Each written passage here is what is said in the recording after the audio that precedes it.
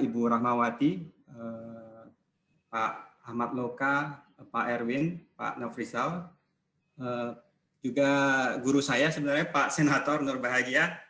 Semoga sehat selalu Pak Senator. Amin, amin. Sehat. Salam Pak. Oke, ya untuk sesi ini saya akan menjelaskan lebih secara lebih ke topiknya adalah toward the era of logistics 4.0. Jadi dengan ini saya akan coba menjelaskan mengenai development dari logistik and supply chain, dan ini juga mungkin akan berkaitan juga dengan tantangan terhadap logistik resource-nya kita.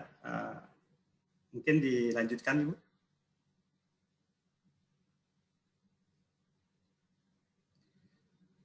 Ya, kalau kita bicara industri 4.0, basically kita bicara mengenai beberapa poin ya. Kita bicara mengenai advanced robotic, ada additive manufacturing di situ, ada augmented reality, simulation, horizontal and vertical integration, ada industrial internet di sana, cloud, cyber security, dan big data. Jadi semua ini yang akan mempengaruhi bagaimana nanti juga industri, terutama di logistik juga akan berubah. Mungkin dilanjutkan, Ibu. Ya, mohon next. Ya. Kalau kita lihat dari bagaimana logistik itu berevolusi, kita bisa lihat dari sisi supply chain. Mungkin kita dulu bisa lihat dari sisi bagaimana supply chain logistik itu dari local operating structure itu, kalau di sisi kanan kita bisa lihat lagi jadi open dan flexible operational footprint. Siapa? Dari inbound logistik yang dulu kita bicara masalah push delivery process, mungkin ke depan kita akan melihat bagaimana inbound itu lebih ke predictive inbound logistic management. Kita bicara mengenai big data. Begitu juga dengan warehouse management, di mana di awal tidak ada automation, tapi mungkin ke depan mungkin kita akan lihat di mana sebenarnya warehouse tidak dibutuhkan lagi di rantai supply chain kita. Di sisi intralogistik, kita bicara mulai dari bagaimana dulu kita menggunakan manual rack atau trolley untuk movement di warehouse. Ke depan kita bicara mengenai automated feeder system. Begitu juga dengan outbound logistik. Mulai dari push system kita akan bergerak ke arah predictive delivery management. Dan hal yang sama juga akan kita lihat dari sisi logistik routing, yang diawali dari desentralisasi, dan kita akan menuju bagaimana automated transportation vehicle system. Kita bicara robotik di sini, kita bicara mungkin drone delivery dan lain-lain. Silakan dilanjut, Ibu. Mohon next ya. Ya, ini adalah logistik and supply chain evolution ya. Kita bicara logistik and supply chain di tahun 1970-an, 1980-an, 1990-an, 2000, dan sekarang kita masuk ke industri 4.0. Mungkin saya tidak akan menjelaskan in detail di sini karena keterbatasan waktu. Nanti kita bisa masuk ke diskusi.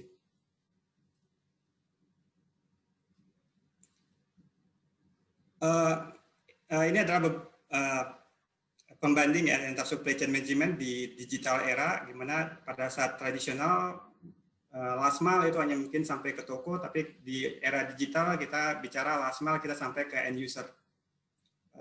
Bagaimana komparasi dari biaya transportasi dan pergudangan di era tradisional dan digital, juga bagaimana data itu di tradisional itu lebih sedikit menggunakan data, tapi di digital itu akan kita menggunakan dengan big data, kita akan memanfaatkan artificial intelligence juga. Next, Ibu. Ya, kalau kita lihat dari bagaimana sih market logistik di Indonesia, kita dari beberapa source yang kita punya, itu logistik di Indonesia kita itu spending setiap tahun itu hampir 3.200 triliun. Di BUMN sendiri ada 280 triliun spending dari BUMN yang 170 triliunnya itu masih di outsource ke pihak ketiga. Jadi ini beberapa finding yang kita temukan dengan Kementerian BUMN temukan bahwa ada opportunity yang cukup besar kalau kita bicara di BUMN, di mana sinergi pada saat ini belum dilakukan secara optimal. Jadi kalau kita ke depan bisa mengoptimalkan sinergi BUMN, terutama untuk pemanfaatan utilisasi dari aset-aset yang dimiliki oleh BUMN, diharapkan itu juga akan membantu untuk menurunkan cost logistik di Indonesia yang mungkin sekarang saat ini masih sekitar 24-26%, nanti bisa turun sekitar 15-16%. Jadi itu tantangan kita di Indonesia. Tadi ada pertanyaan mengenai logistik cost kita yang sangat besar karena memang ada geografi aspek di situ, tapi kita juga lihat bahwa the way kita manage logistik kita masih belum optimal. Jadi kalau kita bicara land transport itu rata-rata terutama untuk yang segmented industri itu kita boleh dibilang backhaul-nya selalu kosong. Jadi itu ya salah satu yang menyebabkan biaya logistik juga cukup besar di Indonesia. Jadi kalau semua pihak itu bisa berkolaborasi, bersinergi, diharapkan utilisasi itu akan bisa meningkat sehingga cost itu bisa ditekan. Next, Ibu. Ya, tolong next. Ya. Mbak Bibi. Oh, ya. Ya, ini adalah beberapa kajian yang kita di klaster land dan transportasi dari BUMN yang kita coba evaluasi bagaimana nanti sinergi itu bisa dilakukan sehingga khusus untuk BUMN sendiri itu bisa membantu untuk meningkatkan utilisasi dari aset-aset yang dimiliki oleh BUMN, terutama BUMN logistik.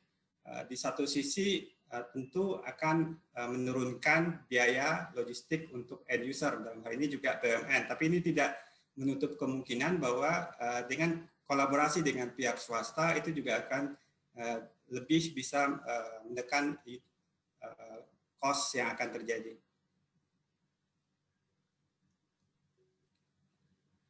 Ya, kalau kita bicara e-commerce market value di 2020, mungkin ya kalau kita di logistik mungkin salah satu sektor yang memang tidak terlalu banyak impact dari sisi COVID-19 ya, di luar telekomunikasi dan juga healthcare industry. Jadi kalau kita lihat opportunity dari logistik, apalagi dengan boomingnya e-commerce, itu juga salah satu yang harus kita bisa capture, kita bisa coba improve sehingga kita bisa punya captive market yang cukup besar untuk di e-commerce Indonesia.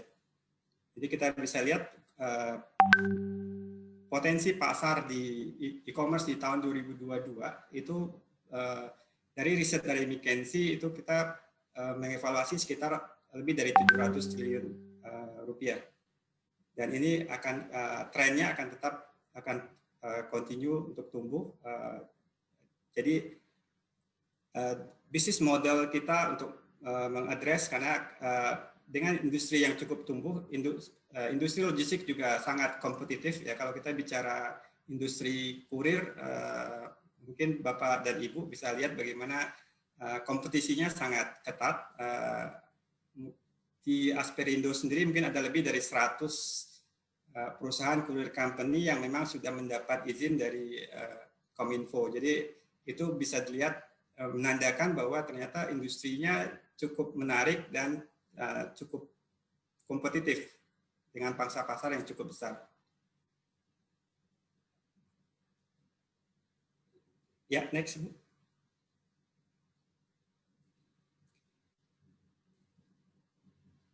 Ya, ini salah satu yang menjadi arahan juga dari Bapak Presiden, yaitu bagaimana kita bisa membangun SDM. Kita di BUMN itu ada 5 tujuan yang mendapat mandat dari pemerintah, yaitu pertama adalah menciptakan nilai ekonomi dan sosial untuk Indonesia. Yang kedua adalah bagaimana kita berperan di inovasi bisnis model. Yang ketiga, keunggulan teknologi. Dan yang keempat, mengenai penguatan talenta, kita bicara SDM di sini. Dan yang kelima adalah mendorong investasi. Ada core value yang memang mungkin Bapak dan Ibu sudah tahu untuk semua BUMN, di mana Pak Menteri itu sudah mendorong akhlak core value ini di antara BUMN bisa didorong lebih. Kita bicara di sini amanah, bagaimana memegang teguh kepercayaan, kompetensi, kita bicara harmonis, loyal, adaptif, dan juga kolaboratif.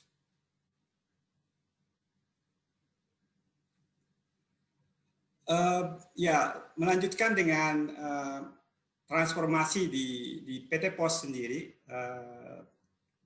POS sendiri memang dari belasan tahun lalu memang kita melalui business disruption yang cukup berkelanjutan ya. Kita mungkin dulu bicara mengenai bagaimana business disruption mengenai telegraf, kemudian telekomunikasi, dari sisi giro atau wesel kita mungkin digantikan dengan bank, dan berlanjut dengan adanya fintech. Kemudian dengan liberalisasi dari bisnis kurir mengenai peraturan, mengenai undang-undang, itu juga disruption buat POS Indonesia sebagai designation operator buat kurir bisnis. Jadi kita melihat itu sebagai tantangan dan yang sudah terjadi bertahun-tahun, dan kita berkomitmen bahwa kita akan melakukan transformasi sehingga kita bisa bersaing dan menjadi tuan rumah di negara sendiri. Jadi dari sisi bisnis model, kita melakukan reviewing bisnis model kita yang mungkin masih berbasis surat ya, karena masih old fashion bisnis modelnya kita yang hub and spoke, dan kita lagi mereview itu. Kita akan review juga dari sisi teknologi platformnya kita, sehingga kita bisa bersaing dengan kompetitor yang lain. Hal yang sama juga kita melakukan product review. Jadi di luar bahwa kita sebagai designated operator under UPU, yang kita punya produk-produk yang mungkin Bapak dan Ibu sudah kenal lama ya, pos kilat khusus, pos ekspres, dan lain-lain, IMS. Kita juga akan masuk ke produk-produk yang komersial, sehingga portofolio produknya kita cukup bisa mengadres kebutuhan customer yang ada, terutama dengan meningkatnya kebutuhan dari e-commerce. Next, Ibu.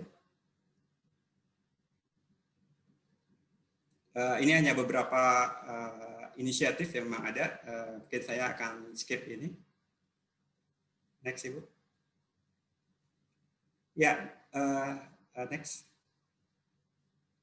Ya, bicara mengenai human capital management, mungkin kita sudah, ini menjadi salah satu kunci kita untuk melanjutkan national logistics system.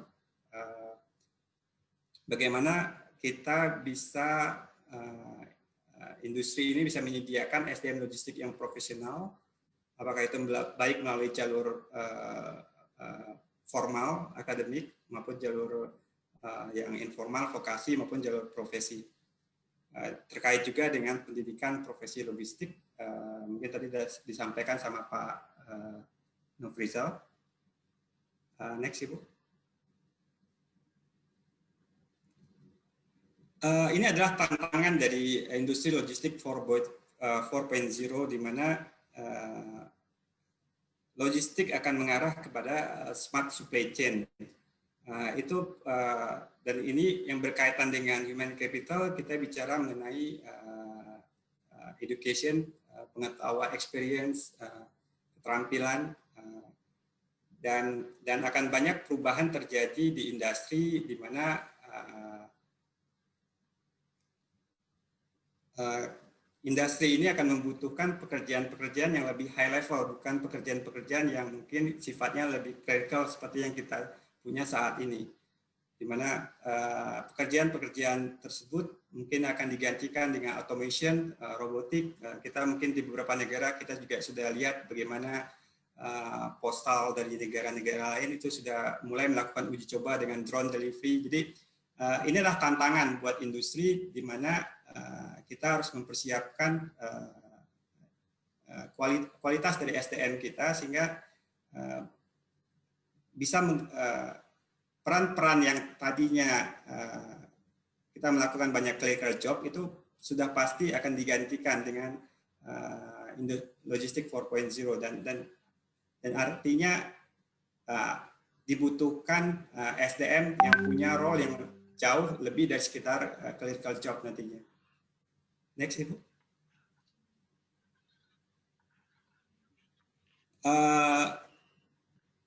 Ini hanya beberapa informasi yang kita punya di World Economic Forum di 2016, diungkapkan bahwa dengan adanya industri 4.0 itu akan menghilangkan hampir 7 juta pekerjaan, tapi di sisi yang sama itu juga akan menciptakan 2 juta pekerjaan yang baru, yang terutama yang berkaitan dengan ilmu komputer, matematika, elektronik, teknologi informasi. Dan ini yang menjadi tantangan buat industri, bagaimana kita perlu mengembangkan tidak hanya dari adik-adik mempersiapkan keterampilan atau experience-nya, tapi juga bagaimana di industri sendiri kita harus mengembangkan keterampilan karyawan yang kita punya. Baik. Oke, paling itu yang dari saya. Baik, terima kasih Pak Haryadi. Kita masih punya waktu sedikit untuk tanya jawab. Silakan ditampilkan slide-nya. Ya, tadi pada intinya Pak Haryadi mengangkat human capital kompetensi ya, bahwa tantangannya sekarang seperti apa. Kemudian dari sisi SDM sudah ada polanya dalam bagaimana membangun SDM, terutama di BUMN, ada core value-nya. Kemudian untuk human capital, SDM logistik yang profesional. Jadi memang selain memang dari kampusnya sudah harus mendekati, lebih siap pakai, bahkan saat di tempat kerjanya pun banyak langkah-langkah program-program untuk mencetak SDM memang yang SDM logistik yang profesional. Mungkin itu rangkuman sekilas dari Pak Haryadi. Silakan, ada beberapa pertanyaan Pak. Oke, sebentar. Pak Haryadi, ya. Mungkin silakan Pak Haryadi. Baik, mungkin ada pertanyaan mengenai kapan BUMN Logistik Nasional akan bersinergi. Saat ini kita ada klaster land transport di kementerian, di mana hampir semua BUMN Logistik Nasional itu lagi mendiskusikan, mereview untuk mencari sinergi yang dilakukan. Salah satu yang akan kita lakukan dalam waktu dekat, kita memang akan BUMN sendiri akan memiliki yang namanya logistik digital platform. Jadi itu salah satu sebagai inisiasi awal di mana nanti semua aset-aset dari BUMN itu bisa terkoneksi dengan platform itu, sehingga diharapkan utilisasi dari aset itu bisa jauh lebih baik daripada saat ini, di mana masing-masing anak-anak usaha dari logistik BUMN yang bermain di logistik itu bekerja sendiri-sendiri. Jadi itu salah satu yang kita coba jalankan, dan banyak hal yang lagi dalam proses diskusi lebih lanjut bagaimana sinergi ini bisa dilakukan ke depannya. Termasuk nanti juga sinergi antara BUMN dan juga sektor-sektor di private sector. Baik, terima kasih Pak Haryadi. Ya, ini mohon maaf seperti halnya lain, mungkin tidak semua pertanyaan bisa dijawab, tapi nanti mungkin Pak Haryadi bisa merespon di slide-nya ya untuk pertanyaan-pertanyaan. Terima kasih, applause untuk Bapak Haryadi.